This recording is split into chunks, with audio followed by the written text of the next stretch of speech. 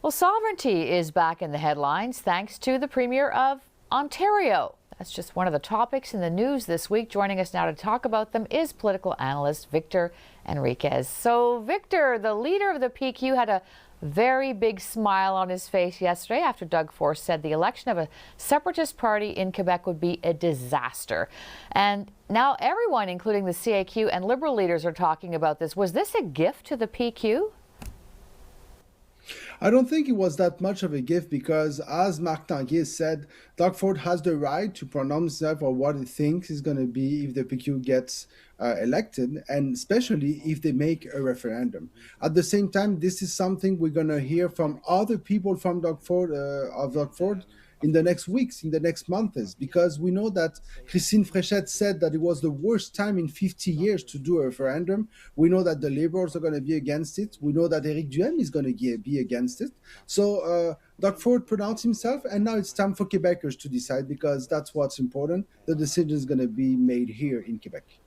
Right, and that's what everyone is saying, right? Leave it up to Quebecers. Kind of stay out of it to be on the safe side. Yeah. But you can give your opinion, and at the same time, we know that in the rest of Canada, there's a strong preoccupation on this sovereignist movement, not only in Quebec, but in Alberta too. So it's something that prime ministers talked about today, because there's a real risk for the Canadian economy. And that's why I think that it's pretty normal that Doug Ford and other prime ministers pronounce themselves on what they think on those movements. Okay, let's move on to Régine Laurent now. Basically, it seemed like almost a forced resignation for supporting Bernard Drinville in the leadership race for the CAQ. She said she knew what she was doing, though. What do you think?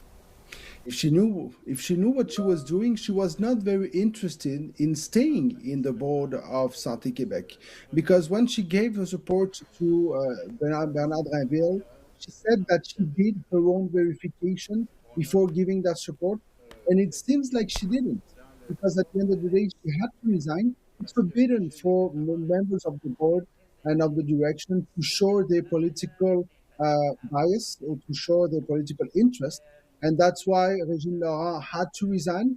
And I think at the same time, it shows that maybe the job to be a member of the board of Santé Québec is not that interesting, because when you prefer to give your support to Bernard Drinville instead of staying on that board, it doesn't give the best message on the organization. Very interesting take on that. The Prime Minister also a little bit on the defensive today about a phone call he had with Donald Trump, where he was asked repeatedly if he backed down from his Davos speech, which is what some of the officials in Washington were saying. I'm curious how you feel about this. Do we have the right to know everything that he and Donald Trump say to each other?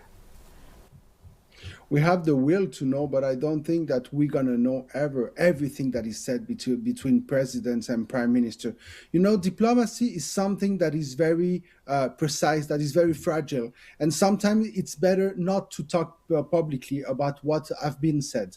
And we know that in the US part, they are trying to give the message that Mark Carney is backing down on what he said on Davos.